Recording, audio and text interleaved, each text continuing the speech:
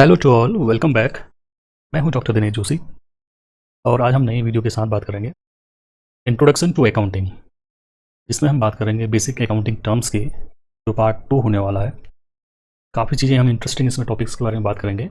आगे बढ़ें, देखें क्या क्या इस वीडियो में टॉपिक कवर होने वाले हैं। कुछ टॉपिक हैं जो इंपॉर्टेंट हैं आगे आने वाले चैप्टर्स में, और उसके बारे में हम वन बाई वन डिटेल में बात करेंगे कि क्या क्या चीज़ें इंपॉर्टेंट है एक अकाउंट्स के स्टूडेंट के लिए जानना ज़रूरी है, और इस टॉपिक में हम क्या क्या कवर करने जा रहे हैं के बारे में हम डिटेल में बात करेंगे। सबसे पहले हम बात करेंगे बिजनेस ट्रांजैक्शंस क्या होते हैं, इसके बारे में जानेंगे। बिजनेस ट्रांजैक्शंस क्या होते हैं, उसकी डिटेलिंग जानेंगे। देन अकाउंट्स क्या होते हैं, इसके बारे में बात करेंगे। ठीक है, अकाउंट किसे कहा जाता है, capital what do you mean by capital, then what is liability, forms of liabilities, assets, receipts and expenditures. These are all are important. So whenever you go through the accounting, you should know each and every term by heart and your concept will be very good. अगर आप इसको बहुत ही अच्छी तरफ से देखते हैं तो कंसेप्ट बहुत अच्छे होंगे। And you have to make yourself more confidence after knowing the exact meaning of these terms. ठीक है, कई चीज़ें आती हैं मगर अकाउंटिंग में ये जो टर्म आपके सामने लिखे हैं, टॉपिक्स लिखे हैं, रिपीटेड नेचर में, खासकर फाइनेंशियल अकाउंटिंग में, तो हम वन बाई वन इसमें डिटेल में बात करेंगे। ठीक है, सबसे पहले हम बात करेंगे फॉर बिजनेस ट्रांजेक्शन्स की। बहुत ही सिंपल सा लग रहा है मगर हम बात करेंगे बिजनेस ट्रांजेक्शन्स क्या होते हैं। सबसे मेन बात है कि बिजनेस ट्रांजेक्शन को फाइनेंशियल ट्रांजेक्शन के बेस पे भी मान सकते हैं। क्यों मान सकते हैं? क्योंकि कोई भी बिजनेस तभी हो सकता है जो फाइनेंशियली हो। ठीक, तो इसका मतलब हो गया कि फाइनेंशियल ट्रांजेक्शन भी कहा जा सकता है इसको। फाइनेंशियल ट्रांजेक्शन और एनी इकोनॉमिक इवेंट, ये जरा ध्यान रखना, इकोनॉमिक इवेंट है extended entered into sorry economic event entered into by two parties involving transfer और एक्सचेंज ऑफ गुड्स और सर्विस। देखो, ट्रांसफर एक चीज़ बहुत इंपॉर्टेंट है, दूसरा है एक्सचेंज। ठीक है, exchange of G and S, goods and service का एक्सचेंज ट्रांसफर के तौर पर या एक्सचेंज के तौर पर। ठीक है, जैसे हम कोई चीज़ परचेज करते हैं, purchase of goods, sale of any assets, receiving of payments, that means business transaction. Simply अगर हम बात करें एक्सचेंज ऑफ, अगर एक सिंपल कम बात करें तो it is exchange of money, exchange of, और लिख सकते हैं exchange of money, goods, services और ऑब्लिगेशंस। ऑब्लिगेशंस भी इसकी कैटेगरी में आते हैं। ठीक है, अब इसके साथ साथ ऑब्लिगेशंस बिटवीन किन के बीच में, between different parties. It might be of purchaser और सेलर, और क्या क्या एक्टिविटीज हो सकती है इसमें, जैसे sale, purchase, financial movement, financial movement, investment,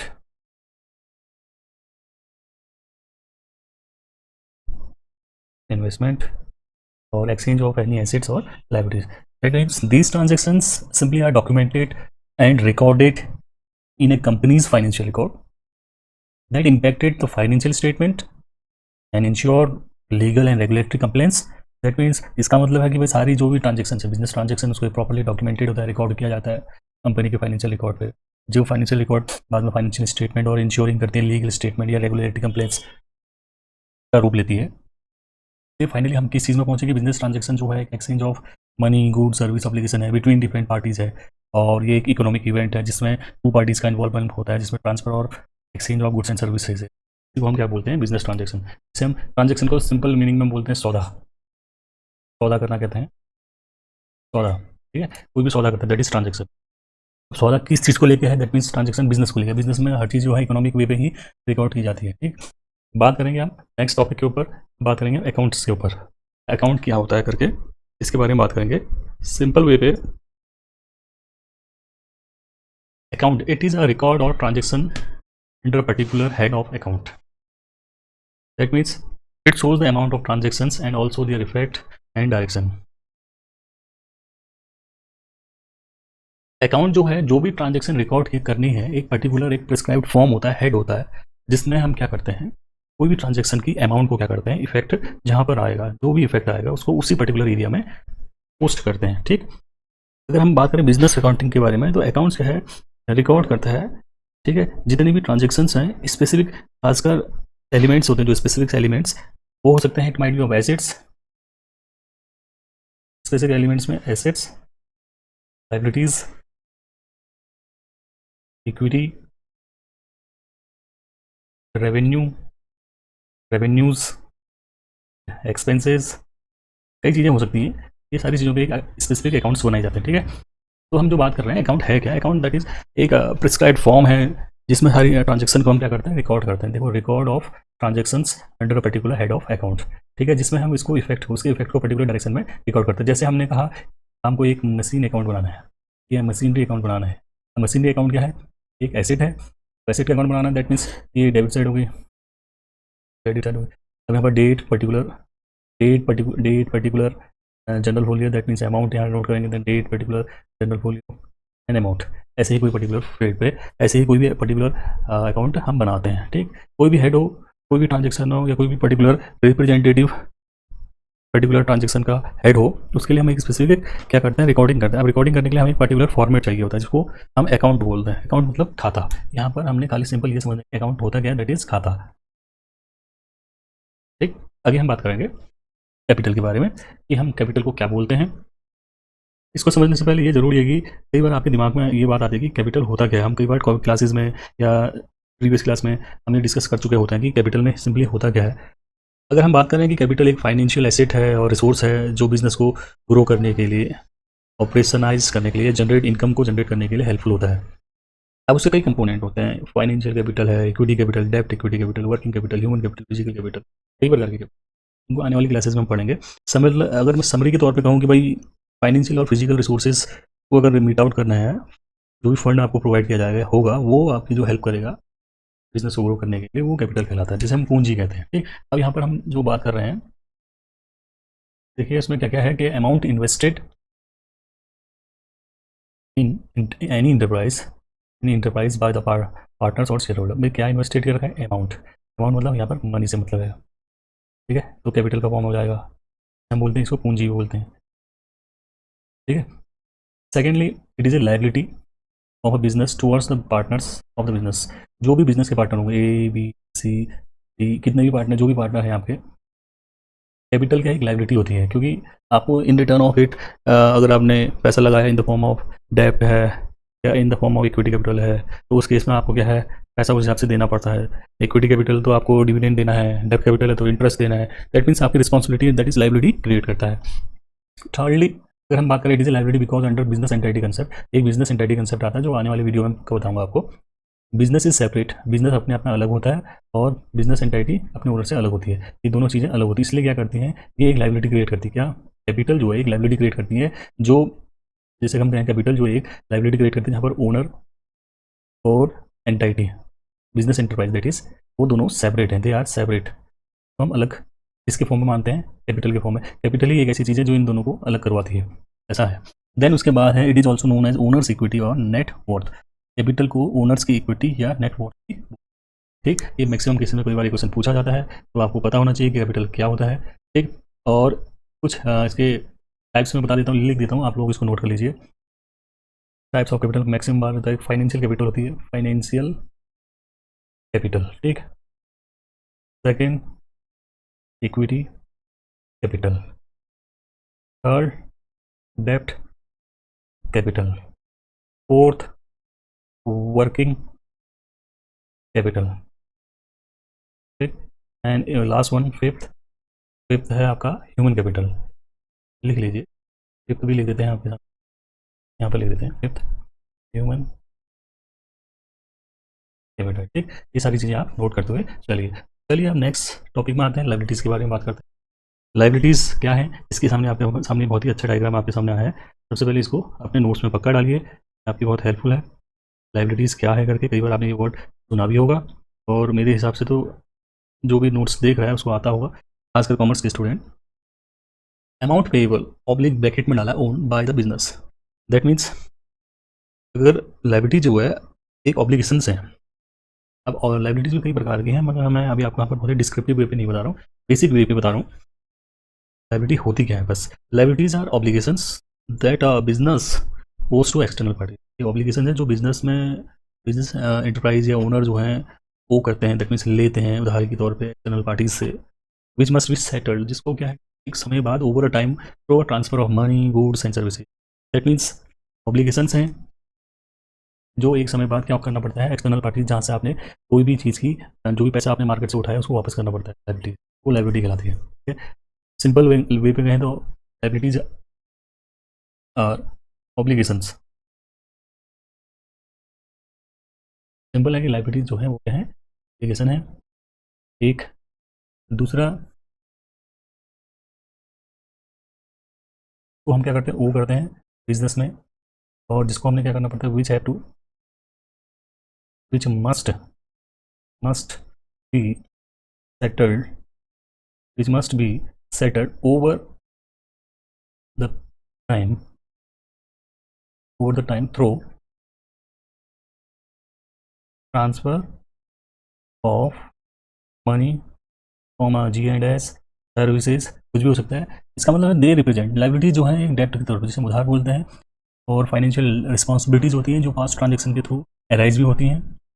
और किसी भी कंपनी की बैलेंस शीट के लिए लाइबिलिटीज़ बहुत क्रूशियल होती है, क्योंकि लाइबिलिटीज़ को हम बहुत कैटेगरी में बांटते हैं। मेनली आपके सामने देखा है और लिखा है मैंने, क्या है, liabilities are of two types, that means internal liabilities and external liabilities. ठीक, इंटरनल लाइबिलिटीज़ भी होती है किसी कंपनी की, और मैक्सिमम केस में ये बहुत ही रेयर देखने को मिलती है। मैक्सिमम केस में हम जो देखते हैं, आपको सुनो में भी पढ़ेंगे, एक्सटर्नल लाइबिलिटीज़ पढ़ेंगे। एक्सटर्नल लाइबिलिटीज़ में क्या क्या चीज़ें आती हैं, नॉन करेंट लाइबिलिटीज़ है और करंट लाइबिलिटीज़ है। ठीक है, नॉन करंट लाइबिलिटीज़ में तो बहुत बार आपने सुना भी होगा भाई, करंट लाइबिलिटीज़ आपने सुना है, चलो मैं यही बता देता हूँ पहले करंट लाइबिलिटीज़ में क्या क्या चीज़ आती है। जैसे बोले BP bills payable, short term loans, तो आप लिख लेना। ठीक है, लिख दे रहा हूँ उस बताने के लिए। थर्ड है एक्रूड एक्सपेंसेस, और क्या हो सकता है, एक और है unearned overdraft, bank overdraft, OD कहते हैं ओवरड्राफ्ट, ये चीज़ें हैं। देन इसके बाद नॉन करंट एसेट्स में क्या आते हैं, सॉरी नॉन करंट लाइबिलिटीज़ में, जैसे long term loans, LOA, first point.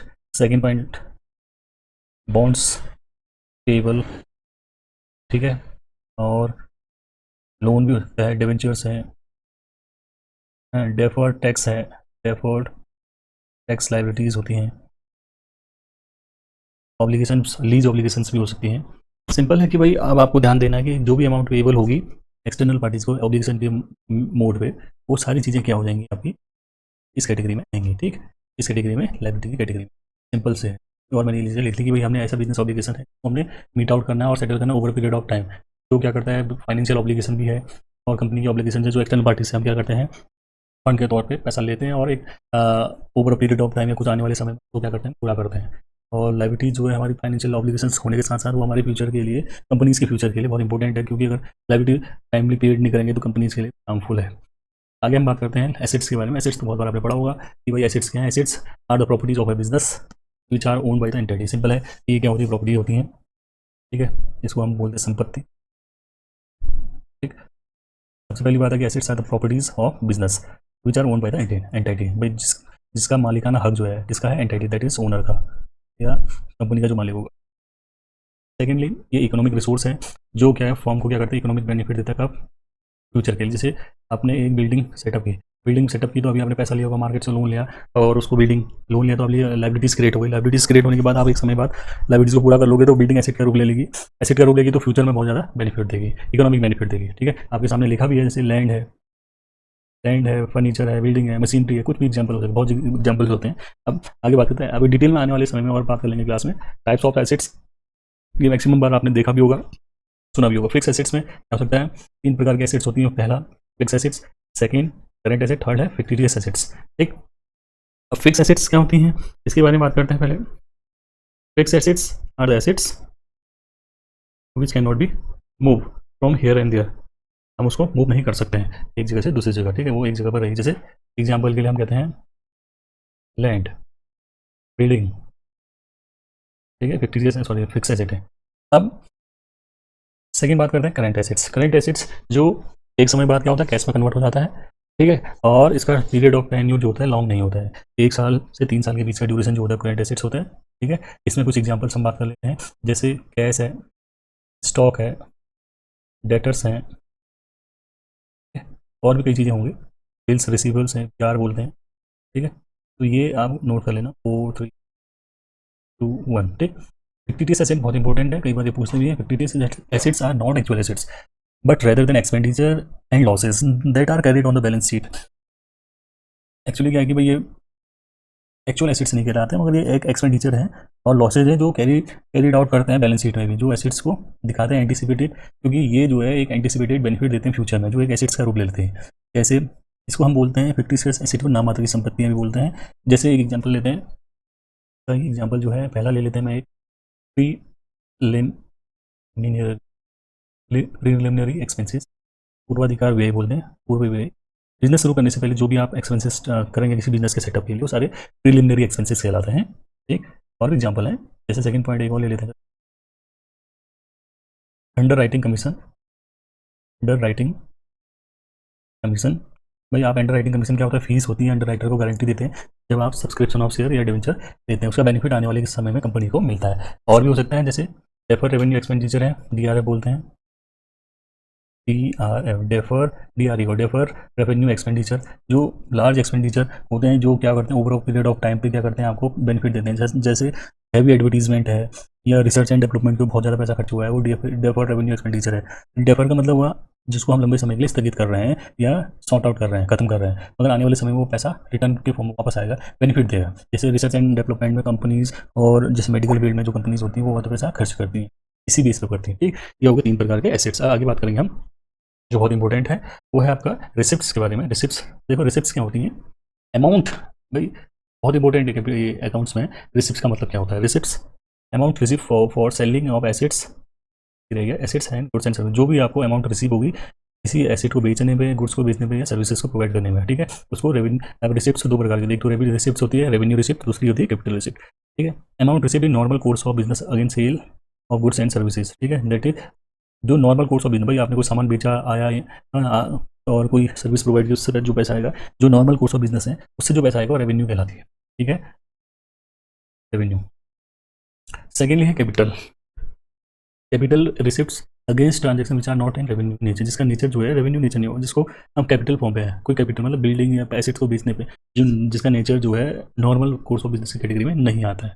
ठीक, आगे बात करेंगे हम। अब बिजनेस में क्या होता है, रेवेन्यू को, जो भी रेवेन्यू रिसिप्ट्स होती हैं उसको हम क्या करते हैं, प्रॉफिट एंड लॉस में शो करते हैं। अगर कैपिटल के केस में, कैपिटल एसेट के केस में जो भी होगा, वो जितनी भी कैपिटल एसेट रिसीव होगी वो आपके बैलेंस शीट में शो होगी। ठीक, रेवेन्यू जो होते हैं टोटल जो बिजनेस आता है नॉर्मल बिजनेस ऑपरेशंस में, वो सारी चीज़ें जो है इस कैटेगरी में आती हैं। एक रेवेन्यू जो है किसी भी कंपनी का फाइनेंशियल परफॉर्मेंस इंडिकेटर होता है। इसको हम बोलें तो एक हिसाब से देखा जाए तो एक ही चीज़ है, फाइनेंशियल